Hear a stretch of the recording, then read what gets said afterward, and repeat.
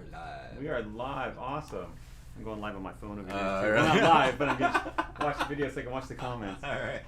Hey everybody, it's Dave with Dii. I'm here with Daniel Timtim today. We're going to be doing a cool little live interview and talking about his trip to the jungles of Mexico and his adventures in the jungles. Oh my God, Mexico. I had such a good time.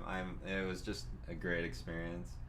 It's funny how when you have an intention to do something and then it happens, and it's kind of mind-boggling. Actually, it's kind of weird. Totally. I'm like, my mind's kind of like jumbled right now, trying to assimilate all the information that I got, and it was a lot, so it was really cool. Yeah, well, you've got some fun stuff to show us too, Yes, right? yes. Before we totally get started though, everybody, of course, welcome, and if you have any comments or questions while we are discussing these topics, basically surrounding the handpan, and how Daniel took the handpan down to the jungles of Mexico, and his adventures there.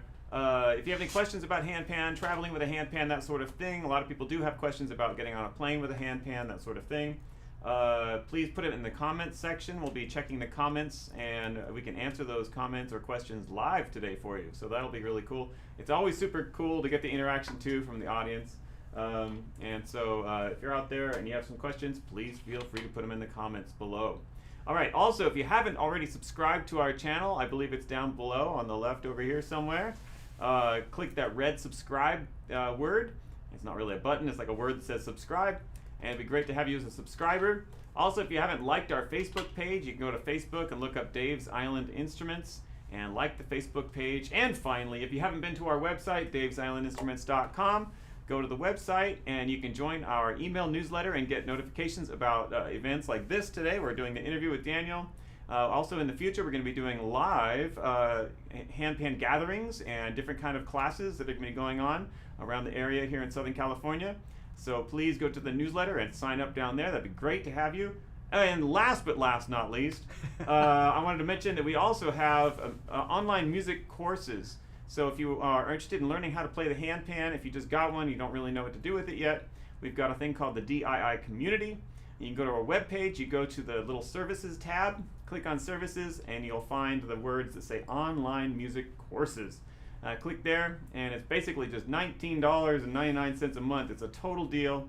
We've got 4 different courses for you right now. Basically, they are talking about our Oris handpans and getting you started on the Oris, and also our Luna Clarity over here, and the nuances of the scales and the different notes that are involved and the playing techniques and all that sort of thing. So that's my little advertisement now. We can awesome. That's my little advertisement. No, now we can move along with our interview with Daniel.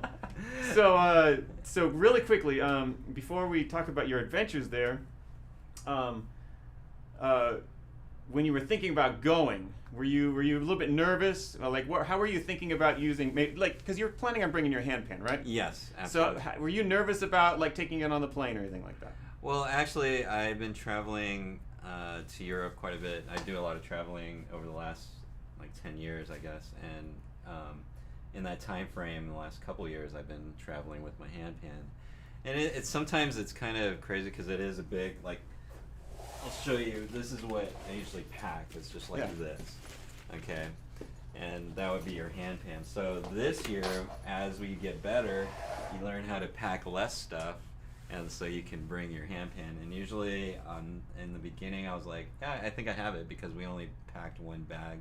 We were going to Mexico, so we didn't have to pack that many clothes. Yeah. We figured we were going to be in shorts and stuff like that. And so it was 1 bag plus that bag, and I do bring my ukulele, and I also bring my flute. So I had 3 instruments that I brought with me. And taking the handpan, just in the beginning when I used to travel with it, is kind of messed up, but if you plan correctly, you should be all right. I was okay. I was like, yeah, I got this. So you're familiar with the territory exactly. to some degree. Have you ever had any ordeals with traveling with your handpan? Did you ever have anything where they said, oh, you can't take it on board today, it has to go into baggage? Actually, that did happen when I was in, I think it was Italy. I'm not going to name names, Ryanair, but but we got on because usually you can put it. This is considered carry-on. If you have an instrument, most airlines are like, oh yeah, you can bring it on. Yeah. They just kind of have to look at it and make sure it's not crazy. But it does fit in the overhead. So and on the flights in between Europe, the planes are smaller, so they don't allow that. So I had to check that. I actually had to check my ukulele too. Okay, yeah. I was more scared about my ukulele, but the handpan I had to check at the gate, at the like the door of the plane. No, the door of the plane. So Yeah. we were walking up the thing, and I had to leave it. Oh, got it. Yeah. And I looked at it, I was just like, oh my god, that's gone. But right. It was fine. Yeah. How did you get it back after you got off the plane? Did you get it off when you got were, it right when you got off? Right. Okay. Yeah, I've had a couple experiences where I got off of the plane and I was like, where is it? And they actually did put it into baggage, so I had to go down to the baggage area. Yeah. And then I was like looking in the little turnstile, I'm like, it wasn't there. I'm like, where's my handpan? And they actually put it in like a little special baggage area. So if anything like that ever happens to you, just FYI, there are little nuances to traveling with your handpan. No, there are. If you guys have any questions on that, just definitely leave them in the comments, or just send us an email and stuff like that, and I can give you what I went through or what Dave's gone through. But I really haven't had any bad experiences. It's kind of, it's okay as long as you know you're bringing it. you know, you just prepare. Yeah, for anybody that's watching right now, if you have had any travel experiences with your handpan, I see some comments coming up right now. I can actually I can read them right here. Look, I got them right here. Oh, Diva's here. Yo, Diva. I already said hi to her. All right, Diva. And then Greetings from San Diego, of course. Let's see. Okay, we just got some DIY stuff going on. Jeff Brown music. Jeff, okay, cool. Hello from Delaware. Wow. Yeah. Awesome. Yeah. Let's see.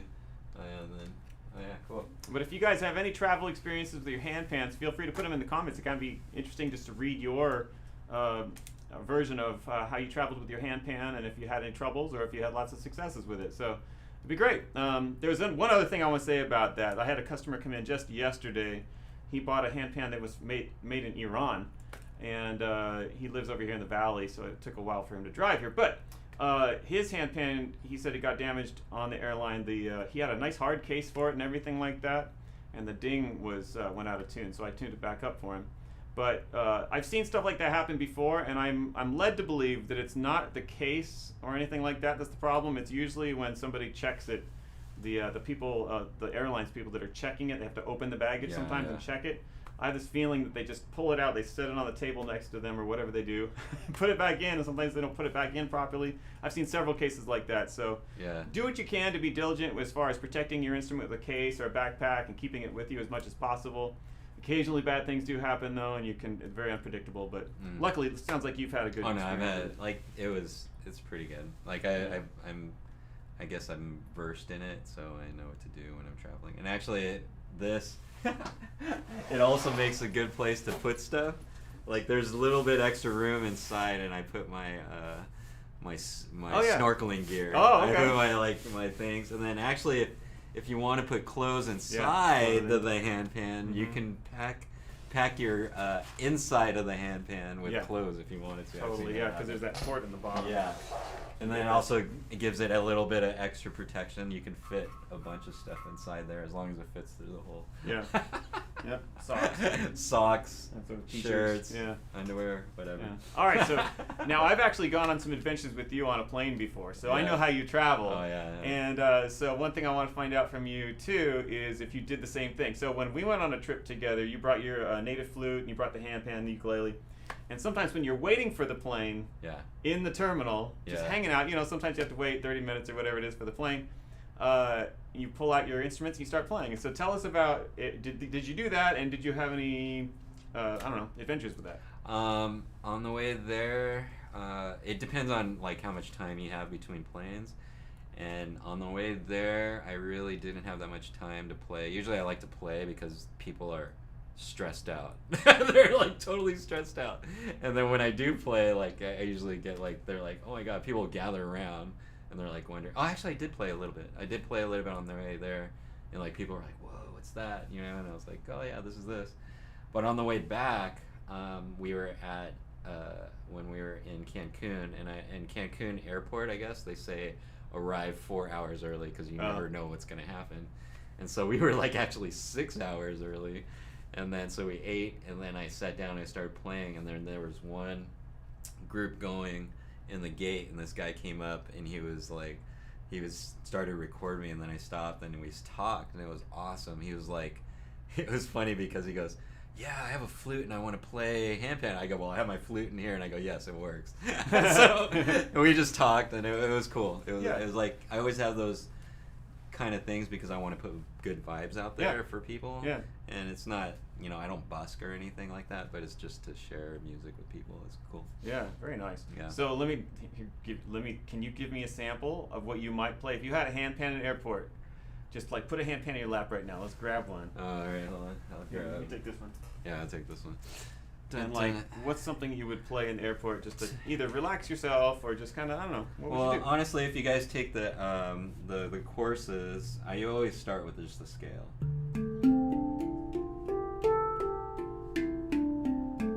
And I'll usually do like a bunch of those just because people are already tripping out. They're like, whoa. And then I just kind of like, I do my practices, and it's always involves the scale. There's twos. There's triads.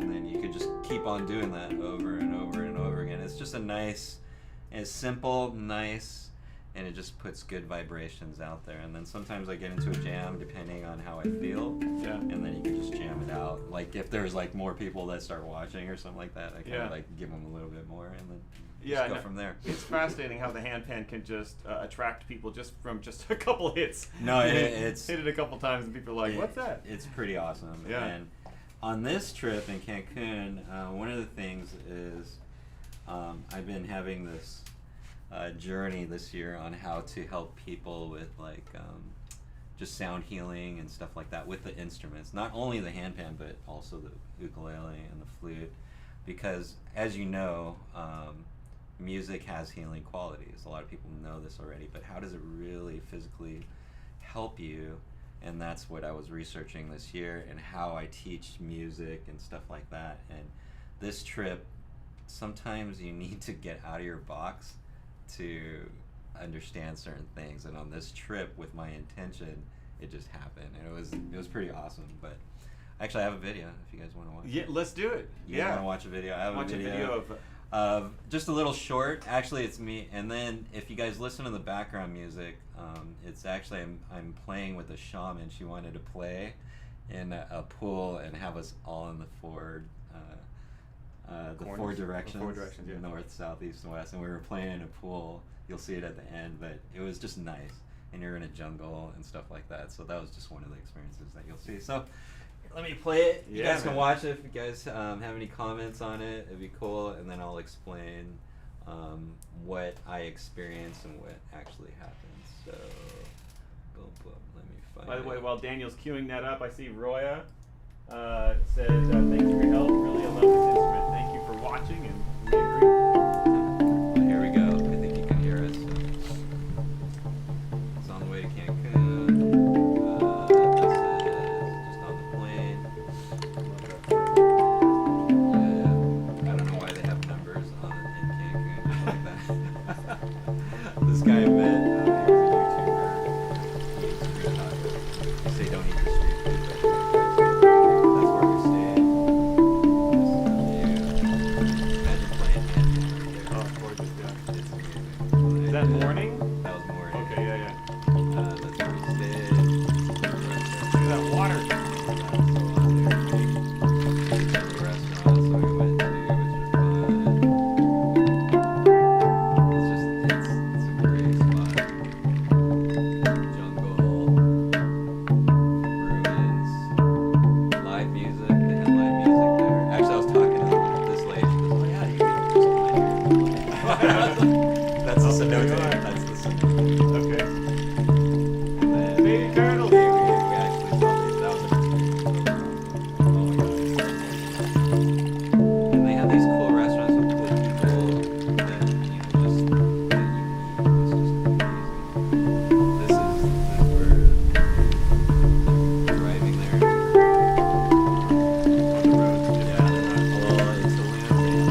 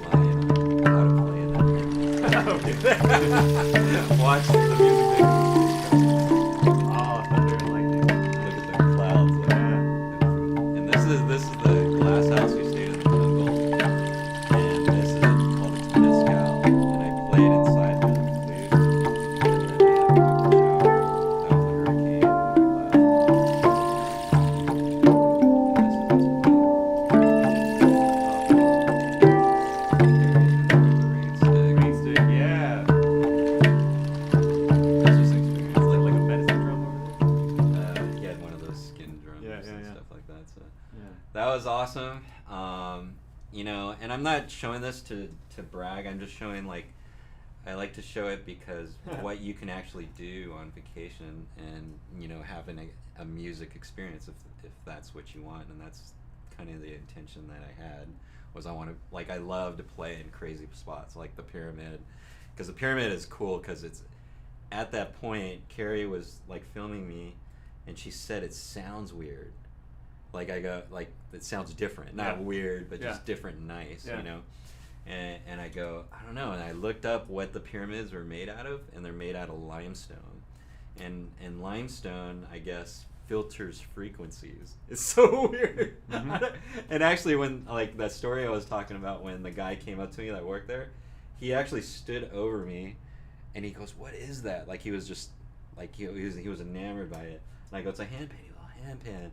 And I just started playing, and he was just like, "Oh my God." Like, and I go, like, after I finished playing, I go, "The energy is going into the pyramid," and he just said yes. And I just go, and then another guy came up to me. He was like he was on vacation. He was from Russia or something.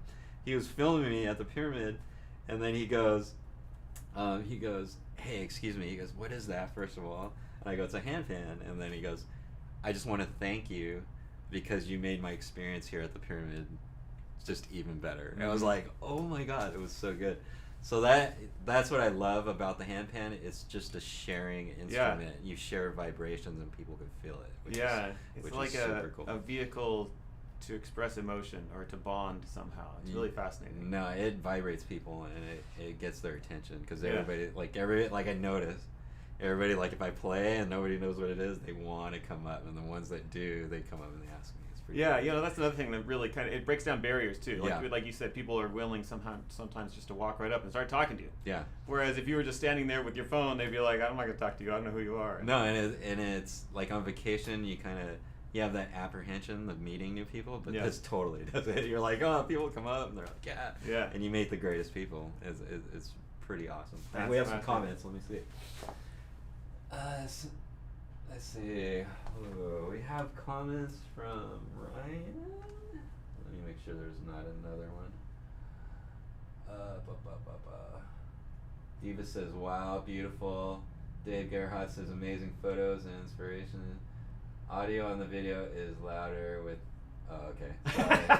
Sorry about that. That's what happens when you self-produce. That's all good.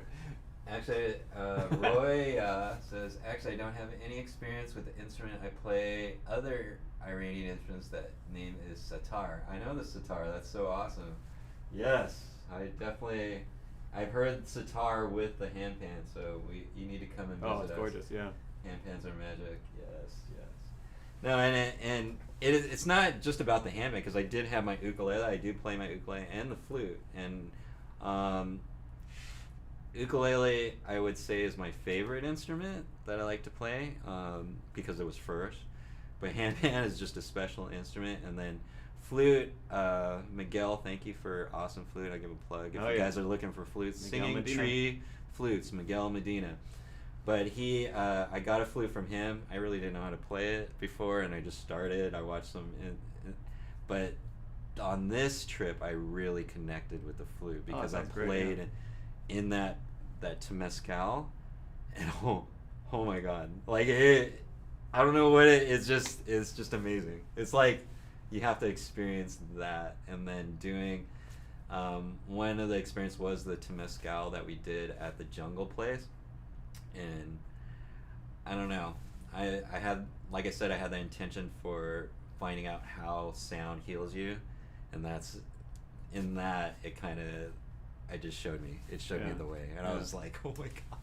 So I'm really excited about sound healing right now, just from this trip alone. And I think for anybody that wants that kind of experience, that's what you know, just have an intention and then just go for it and find all those things. If you have your instrument with you, handpan is if you travel with your handpan, it's just a good experience Yeah, right altogether.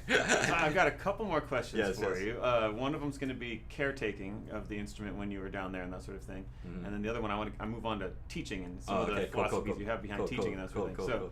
So just on the caretaking thing, a lot of people, again, people that are out there watching the video right now, either if you already own a handpan, people have questions about how do you take care of it. And I know that in a jungle environment, I saw you with your shirt off there for a while, so I'm assuming it was hot. Oh, it was right? really You were probably hot. sweating more, Yes. getting sweat on your hands, even if your palms are sweating, and maybe a little rain or something like that. Just the humidity itself. Did you ever feel uncomfortable with having your handpan there, or how did you take care of it? Well, it's pretty easy with Dave's Island instrument pans because they're not like nitrited, so you don't have to really worry about the cleaning of it. The big thing is just wiping it down, just making sure, like for example, and this is basically the handpan I took with me.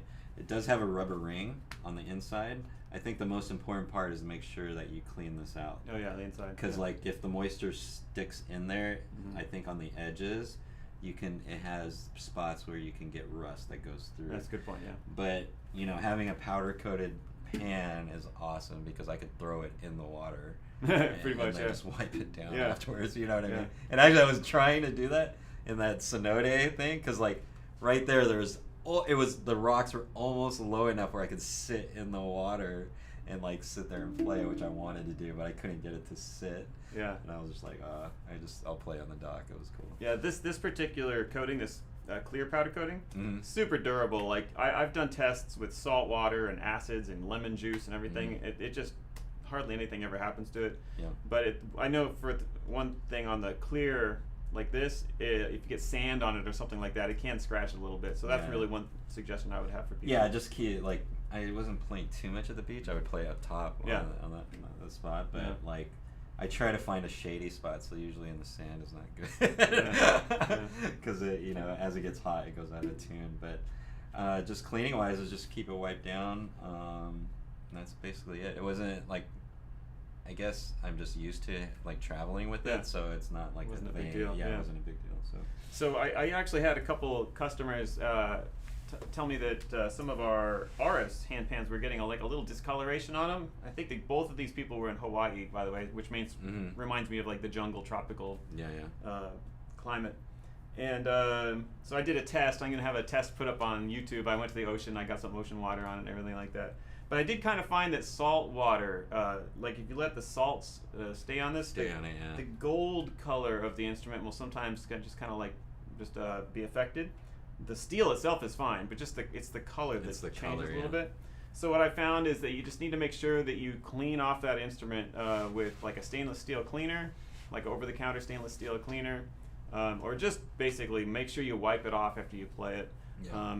Again, so always just wipe it off after you play. Like, I think one of the customers she did leave salt water on it, and you could see the spots, and it just stayed there. So the spots stayed, and it just stayed on the thing, and you couldn't get it out. Yeah. So I was like, so make sure you do wipe your handpan down. Well, cool. So you didn't have any problems though, otherwise. Oh no. Yeah. Awesome. It was good. I was already expecting it. Actually, like, I did bring the handpan into the Temescal.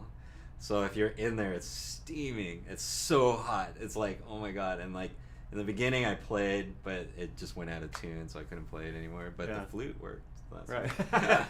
All right. Anybody out there? I don't know if anybody's been making any comments recently, but if anybody out there has any comments of their own experiences with cleaning their handpan or little issues with cleaning their handpan.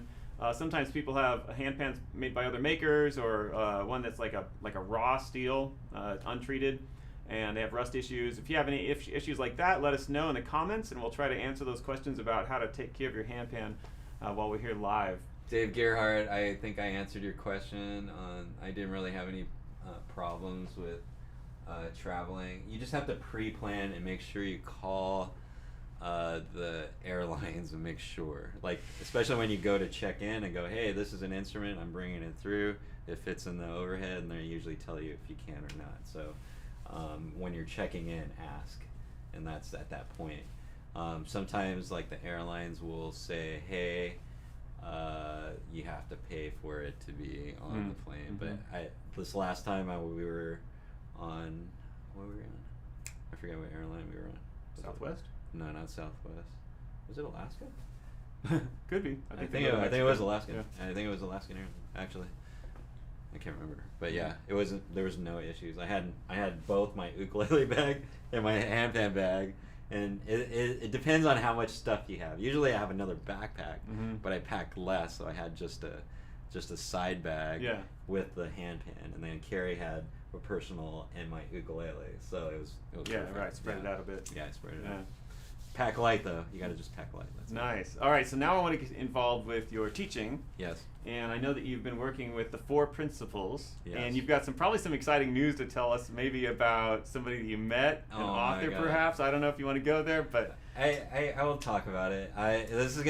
Because like this year, it's weird how it's September and I've had this intention all year, and like the rolling thing on sound healing. Diva, I see that you were talking about sound healing. But in this journey, if you guys, I don't have the paper. I should have the paper. But Christine Stevens. I'm gonna say it again. Christine Stevens, Music Medicine. Christine Stevens, Music Medicine. And who she is she's basically, she's a drummer. She does like drum circles, and she started the drum circle movement. Basically, like you'll see drum circles all around. She not only plays the drums, she plays flute. She does voice work and stuff like that, but she used to I guess she started working with like soldiers with PTSD, and then drum circles help with that. And reading her book, one of the questions I always had was, what do I teach? Because I'm not musically trained. I didn't go to school for music theory or anything like that. So what do I teach, or what am I teaching the students? And the question came up, where does music come from? And like what I found is this year is that it comes from you. It comes from each individual. If you notice, people when they play, if they play the same song, it'll be different. Yeah, right. Because they have a different rhythm or whatever. And in the book, it came up with the 4 principles, which is rhythm, harmony, or rhythm, melody, harmony, and silence.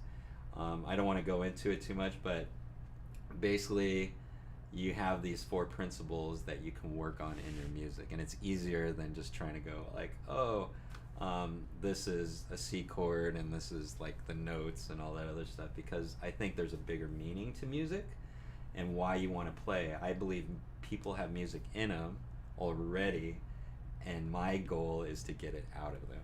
That's it. And it has to do with rhythm, melody, harmony, and silence. It's pretty crazy.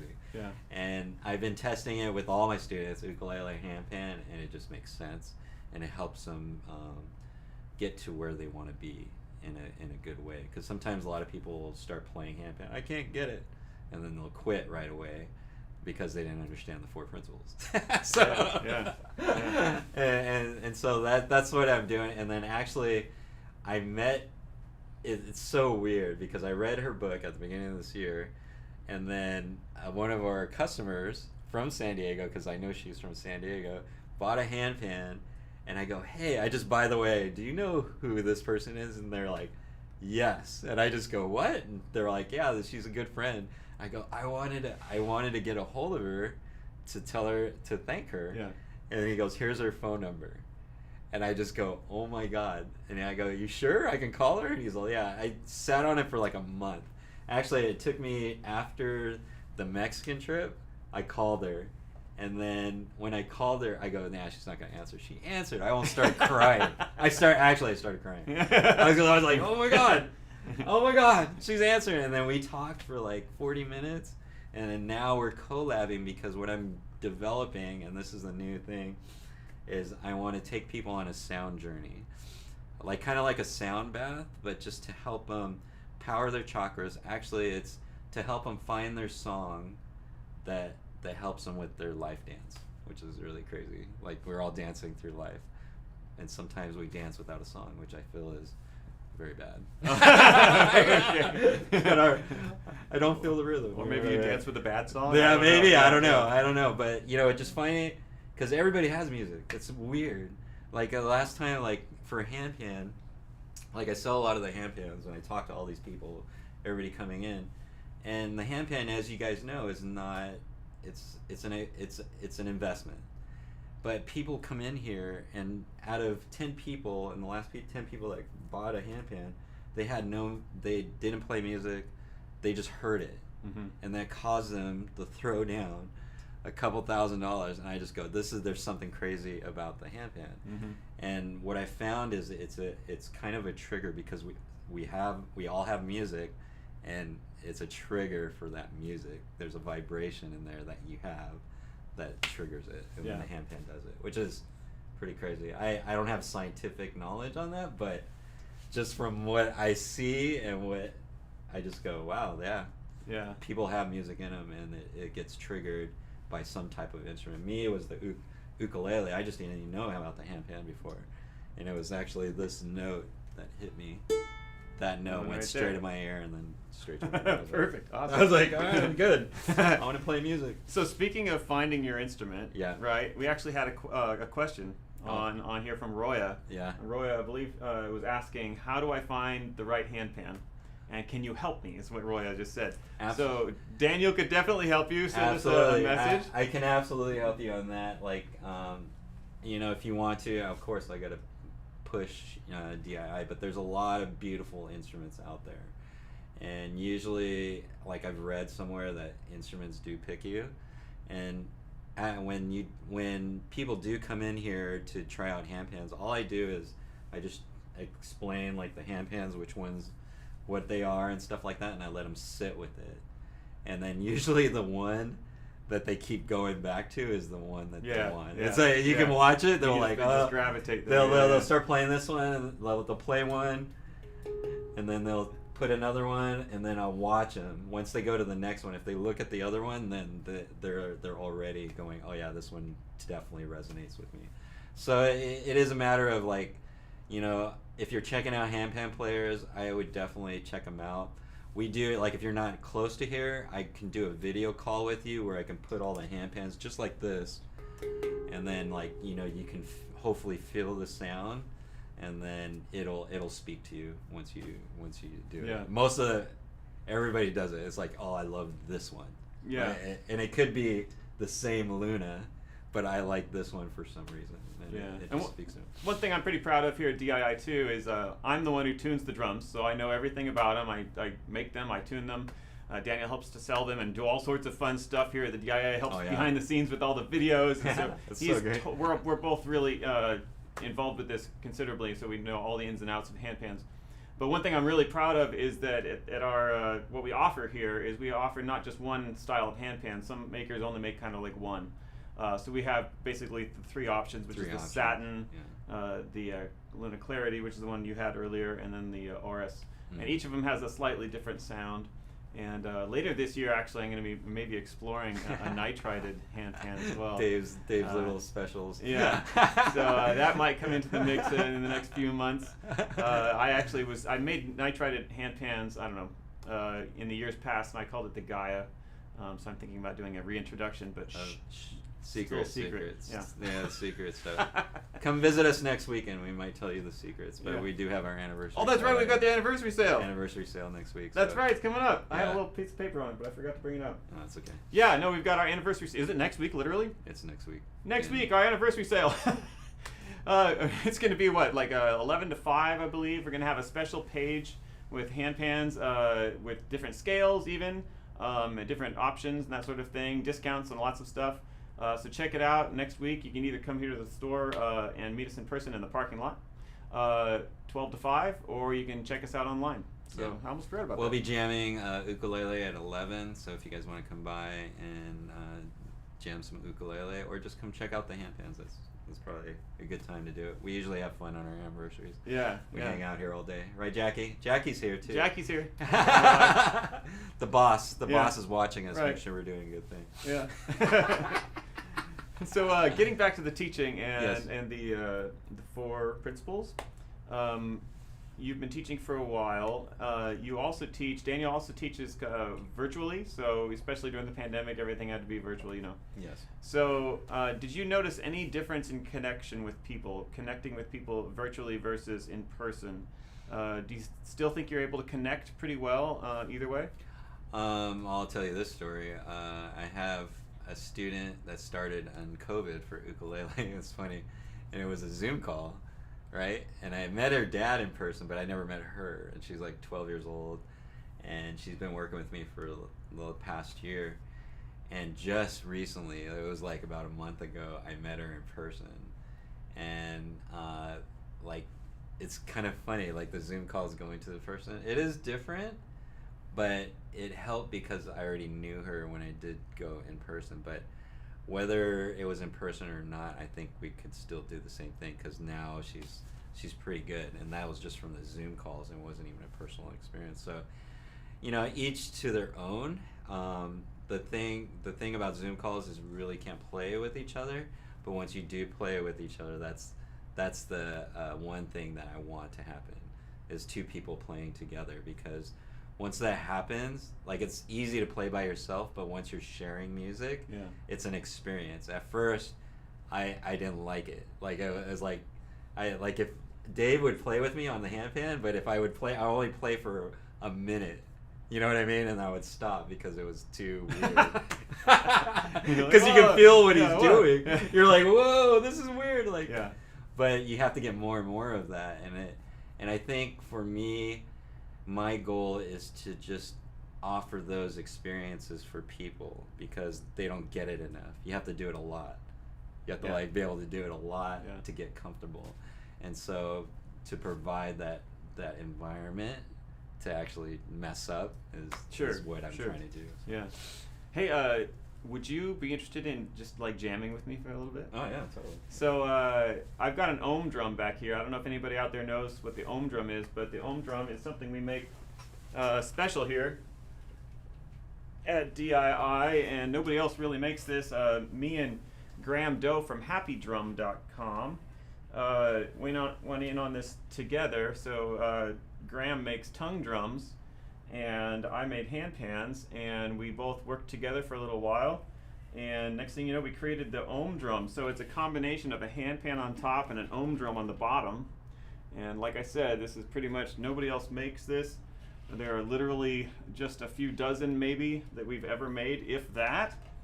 So very few of them are out there. We got so many comments. We gotta go through the comments. But yeah, we'll go through the comments before we start playing, maybe. Oh yeah. But I just want to let you know I'm going to be playing the ohm drum, and it's a little bit different. And then Daniel looks like he's going to just play the Luna Clarity. Luna Clarity. But yeah, let's answer some questions maybe. Okay, I don't even know. Can you say Oh, that? yeah. Actually, most of them Carrie's got. Oh, Carrie's got it. All right, go, Carrie's go, in go. the background. And the Good rest of us Carrie. just Thank saying you. hi to each other. Teamwork makes the dream work. Carrie's got you covered. All right. Cool, you guys. Thank you so much for all of your comments and for tuning in today. So Daniel was just talking about connecting, and we were talking about connecting with music, right? Mm-hmm. So right now we don't have anything organized, right? Nothing organized. So, and I just pulled this out of a hat. I'm like, hey, I think I'll play the ohm drum. so let's see what happens. Let's see if we can connect, and let's just make some music. What do you think? Cool. That sounds pretty awesome. Actually. Okay, cool. I might quit in a minute though, because I'll be feel weird. Just kidding. All right, go ahead.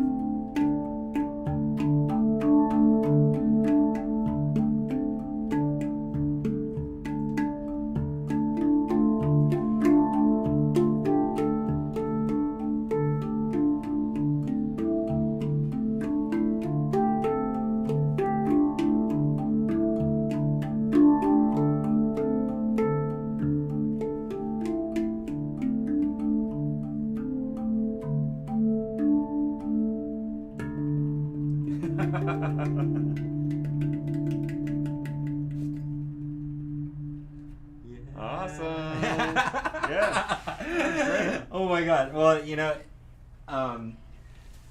what we just did, it's kind of like what a lot of people want to do. And Dave, I love playing with Dave because he's so versed in those things, but it just comes from the practice that you do. If you notice that, like, we were just doing simple hits and just, like, I was just doing the scales and then just techniques that I've learned and done a million times. And that's it. That's one of the first things in the 4 principles of music is rhythm or getting in tune with your body.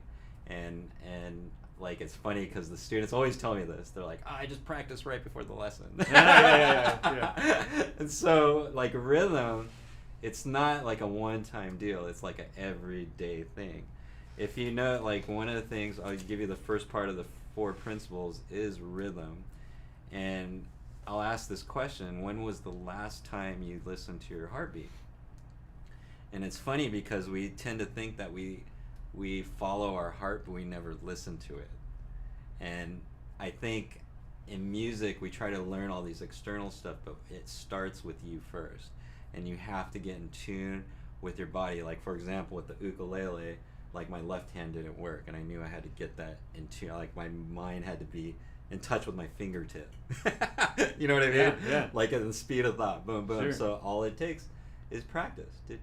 Yeah. And, like, the big thing on, like, the handpan, like, I always teach the scale. How well can you do the scale? Can you do it, like, without even looking? Even if you mess up, can you get back into it? You know what I mean? Like, can your hand just hit? And what that takes is doing this about 1 million times. Just keep doing that. Boom.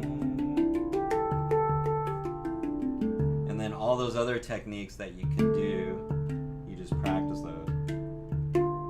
That's one technique I do. And then you can just make up others. Twos. I've done this like 1 million times, but it sounds cool, right? When I just keep doing it, you know what I mean? I can do it really fast. And then the threes.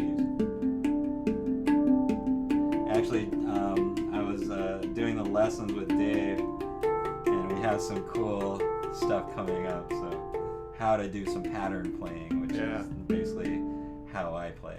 I don't even think about the notes or anything like that, unless I'm playing with somebody else. You know, then you would go, hey. Usually they're like, okay, they know about notes and chords, and you just go, hey, I'm in D minor. They're like, all right, cool, put it up, and then you just go. Which that's usually fun too. So, just, you know, for teaching wise or for what you guys are here for, you know, learning about the handpan. One is experience, getting out the box, playing outside, going to different spots. Like, sometimes you play inside, but you never get out. Go out and play. Like, go down to the beach and play. See what happens. Put a hat out. Maybe you might make some money. If you're not into that, just play. You'll find that people are going to gravitate towards you and start talking to you. It's pretty crazy. Yeah. You have to understand that this instrument is very special. Even though we're a group, we're a very small group, and once you do get a DIY instrument, you end up being a special person. Like, bring this to a party, anywhere. Like, it's weird. Like, you just play and then you pull it out. They're like, what is that? And then you hit that first note, it's over. They're like, oh my God, can you play a little bit more for me? And then it's done. And it's just fun. And you know, I think knowing that will help you get better and just make you practice. And for ukulele, it's my motto is every day keep on strumming ukulele, but I haven't come up with the handpan. Maybe you guys can help me. Like, it's saying on something that'll keep you handpanning every day. Right. You know what I mean? Because I know it's just having this every day, whether you play in the morning, it just strengthens you, makes you happy. Like, there's the one that I do is I just do this really fast with my eyes closed, and if you get it going, the sound just starts to envelop you like this in a bubble, and then you just keep it with your eyes closed, and then you finish, all you have is a smile, like ear to ear, like this. Yeah. Hey, Daniel, you talked about playing with your flute. Diana wants to know what key or what scale your flute is in. My flute is in A minor. Yeah, that's a really good It's one. really good, yeah. Yeah, it's a D minor instrument, but I found that D minor is like a really long, larger flute. It's a little bit harder to play. And when Daniel's played A minor with me, it's perfect. Actually, I was even thinking I want to get one for myself because it's a little smaller. Yeah, it's a small, And yeah. Yeah, it's a little bit more melodic, so it stays on top of the frequency range of the handpan just a little bit. So it's a really nice blend of the A minor. We did do a gig in Laguna Beach, and I have some videos coming out on that. But I have our full set of what we did. Oh, that's right. Yeah. And what I in the beginning I started playing flute. It's kind of funny. We just did it off the cuff, but I'm not the greatest flute player, but you can hear it and it sounds good. I was like, oh man, I want to explore this more and do more because it depends on the beats. For me, the flute, like the rhythm, whoever is doing the rhythm will change the way I play the flute, which is really cool. And that drives it because like you can play it just regular, but when you have a rhythm going to it, especially the handpan, I'm like, oh wow, you just come up with like all these different melodic things, and it's super nice. Yeah. Like, I don't know, it's weird like how I connected with just this time is because I think in the Pygmy Scale I just let go. Like I didn't care how I didn't care how I was like, I don't know, and it just worked. I was like, it was kind of like singing at the top of your lungs. That's how I was playing the flute. It was weird. I was like, and it sounded so awesome. Like I was just like, wow, and it's just, I don't know. I can't even explain the experience. It's pretty odd. Go ahead. Oh. Diana's got one more question. She says, Fooey. Hers is in the key of F. She's wanting to get a Sansula kalimba. Is Pygmy Scale good to go with my handpan? Sunset scale. Right. So, I think we have an F major at home too, and it doesn't really work very well. Or F minor. It's probably F minor, and F minor doesn't work very well. Oh, you have to have an F major. Yeah. And then the Pygmy Scale, it depends on which Pygmy Scale you have. So Pygmy Scale is basically like a collection of 5 or 6 notes that follow a certain order of intervals. And if those are the wrong intervals, then it's not going to work with the D minor sunset handpan. So it would probably need to be, with a Pygmy, it would probably need to be an A minor Pygmy, I'm guessing. I'm pretty sure it'd have to be an A minor Pygmy. But if you take the lessons, I believe, depending on what handpan you have, the RS, I think both of them have a Pygmy, right? The 11 and the 12, do they have a Pygmy? Oh, yeah, no, on the Clarity. You can play the right-hand side with the bottom notes, with the B flat and the G, and all of a sudden, miraculously, it becomes a G minor Pygmy. Take more lessons, you'll find out how to do that. Yeah, exactly. yeah. I really do. I describe that on our online lessons. Yeah, he does I go all into all that. So And I'm actually that's very interesting. If it's a F major or F minor, because is it American native flute? That would be the question. Is it an American? It's probably native flute. Yeah. Because don't they the flutes have? Do they have major flutes, like major chord flutes? Because usually the Native American ones are minor. Usually right? minor, yeah. Yeah. So I'm not sure. Yeah. I think we're going to close it out here pretty soon. Okay. But before we close it out, I want to ask you about how you feel about putting intention toward practicing and putting intention towards playing and your perspective on intention. Mm-hmm. And then I was thinking maybe after we discuss that a little bit, maybe we can just play and say love you or that see you later. That sounds good. Any other questions there? Boss? No, Diana was just saying yes, F minor, so. Oh, yeah. F minor's probably not going to work, yeah. But you can learn how, because there's only so many notes that'll go with it. You can play the handpan, you just have to know which notes don't work, and then put those together, and then you can play the F minor. Like me and Dave were playing earlier, and I had a different scale. I only could play on one side, but we were doing it. Oh, right. It was really cool. Yeah. So. But what was your question? About intention, like you setting an intention for practicing or setting an intention. How do you feel about that? I've heard that a lot. Well, it's I don't know. For me, what I've learned through this whole musical journey, and I like to call this a musical journey because when I first it was over 5 years ago when I first picked up the ukulele. I never thought I could sing. I'm an awesome singer in the car, in the shower. And all that stuff, Like previously, I never played an instrument, and then to start an instrument, it's kind of crazy, but it was 5 years ago. I'm gonna be 50 this year, and I knew I didn't have that a lot of time. So when you have that intention, like I go, you know what? You know how you watch all the kung fu? I used to watch kung fu shows, and they just do stuff over and over and over again, and they become like awesome. Kung fu masters. They become like super like human. It's like crazy. But I know this works. I'm a skateboarder, and that's what it was. It was just every day you skateboard and you just do it over and over, and you fail. Boom, boom, boom. You're failing more than you're making it. And that's one of the things that I did, but I had an intention that I want to make that trick, or I want to make this thing. So once you put that in your head, I'm going to do it regardless, and you know that as long as you do it over and over again, you're going to get good, then it's easy. And then you start integrating that in your life.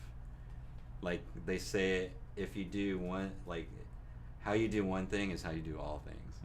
And if you can be good at one thing, you can be good at everything else. So I already knew I got good at skateboarding, I got good at this, so what do I need to do for ukulele? I need to play every day. I don't have a lot of time, so I'm just going to do it. Play every day. Set your time. Boom. 15 minutes is like my magic time. Like you can practice 15. Everybody, they say they don't have time. Like I just had a couple students in here the other day. She goes, oh, I couldn't do it every day. I go, I don't know. Is that true or not? No, it is not true. I've done it for 5 years, so I don't know. No, it's not true. You can do it if you make it. Like you go, you have the intention, like I want to get good at handpan. What do I need to do? I need to play every day. That's basically it. Yeah. Like as long as, like even like I've heard 5 minutes. Because usually if you start playing, you don't play it just for 5 minutes. Right. You'll pick it up and you'll just be like, next thing you know, you're like, oh yeah, 20 minutes goes by, yeah. Oh, what happened? Yeah. Oh, I thought I didn't have time, but you did, especially for music. Yeah. So does the idea of intention, does that go along with the 4 principles? Is that part of the 4 principles? I would say absolutely. You have to put in, like for example, the 4 principles: music, rhythm, melody, harmony, and silence. This could be used for anything, but you put, like, say if it's handpan, boom. You know, my intention is to get good at handpan, and I have to run down the rhythm. I have to get good rhythm. I have to figure out the melody, and I have to harmonize, and I have to work on silence. So what people, I think in music, what I've seen, I'm not expert on this, but from what I've seen from teaching is that, like, they focus on the chords and the notes, and they think that's all that it's all about, and then it's not. It's like the rhythm that you have, the melody, the silence, like the space between the notes, you know, stuff like that, which people don't teach you. They're just like, just feel it. But it's a good way to, the first intention, I want to get good, because that was one of me. Like, I wanted to get good at ukulele. How do I do this? I know I need to play every day. Just use simple concepts like that. I need to play every day. Okay, dude. What do I need to do to play every day? Let's do 15 minutes. What do I do in those 15 minutes? Let's watch Daniel's video. You know what I mean? And see what he does. But you don't have to do it that way. Just make it your own on what your musical journey. Because it's not about, I realize I'm not going to be the best. I'm going to be the best that I'm going to be. Yeah. You know what I mean? And so, and like there's people that have been playing for a long time. You'll never catch up to them because they just have more time. That's it. So you just have to put more time into it. That's the intention. Right. That would be the intention. Because a lot of people are like, oh, I'll try. Yeah. I mean, when they say try, it's like, when someone says, I'll try to be there, what does that mean? Right. Not coming. Well, that's awesome, man. So you have to have the intention. And Yeah.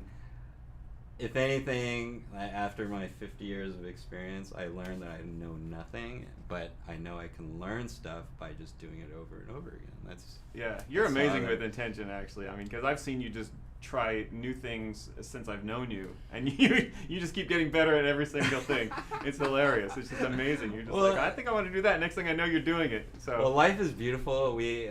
We see a lot of things that we want to try or do, and then we talk ourselves out of it. Why not try it? You know what I mean? Like,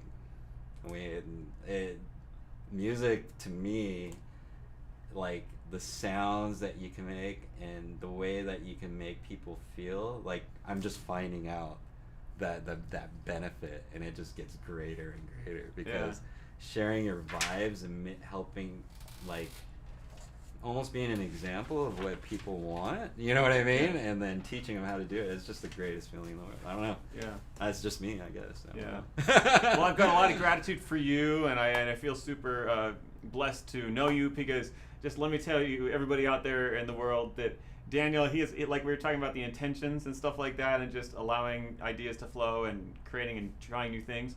For instance, I'll be like, "Hey Daniel, do you want to go to the top of a mountain and do a video?" Oh, we did it. And like, he's not the guy. He's not the guy that would be like, "Well, I don't know if I have time in the schedule. I don't know if it's gonna work." Dave, you know, he doesn't create all these little things to keep us from doing it. He's like, "Oh, yeah, sounds great. Let's do it." So he's really adventurous, and I love that spirit that you have. Just in the intention of talking about attention, I would never have met you if I didn't have that intention, Right. because that's how it happened with ukulele. The weird thing is, the girl, I was at my friend's house, the girl or his daughter got lessons from you, or from here. Right. It was right. Hoku's class Mhm. was from here, and I was tripping, and now we're, I don't know. It's Working together. it's weird. Yeah. It's weird. It's such a weird thing. And Dave is amazing at music, and I appreciate him so much, because I learned so much from you. It's so nuts. I'm just blessed that I Awesome. can work here and just be part of this.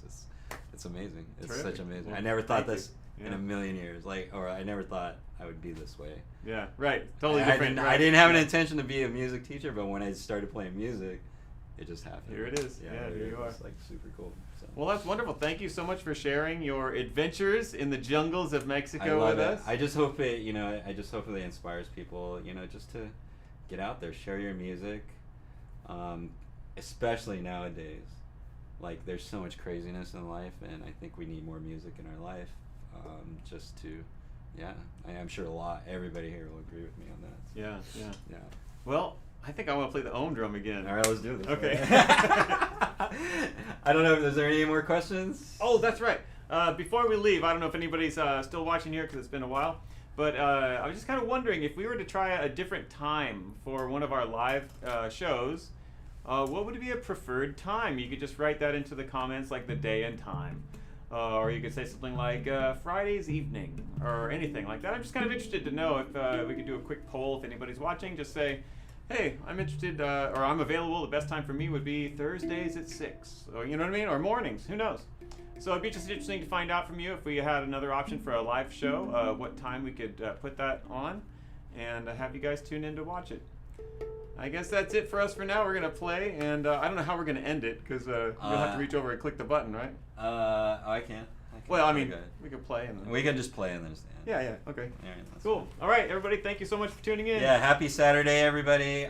Thanks for listening to me and my babbling, and I just love sharing music, and hopefully you guys can get inspired to go out there, go down to Mexico, play in the pyramids, do it to Mescal.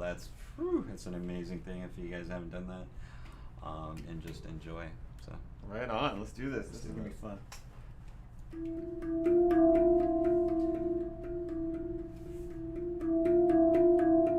God, it sounds so crazy.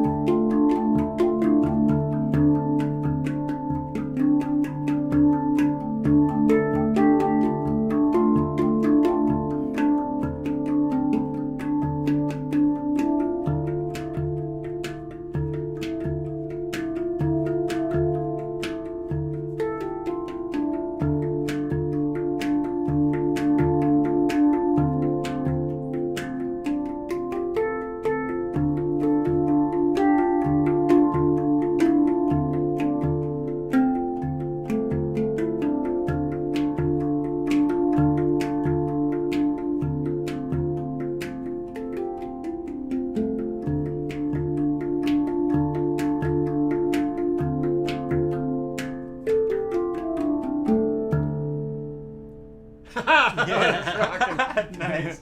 All right, guys. Happy Saturday. That was awesome, Dave. Yeah, that was great. That was awesome. That So, worked out. no, That was it did. great. That was cool. Hey, don't forget about our anniversary sale. Hope to guys see you guys either online. We might even do some live. If you guys are away, we might do some live jams. I was thinking about that. So maybe we'll do like quick jams throughout the day. So keep an eye on the YouTube channel and the notifications because there might be some live music coming to you guys. I think we should share that. That'd be awesome. Yep. All right, that's it. Thank you very much, everybody. See you next time. See ya later.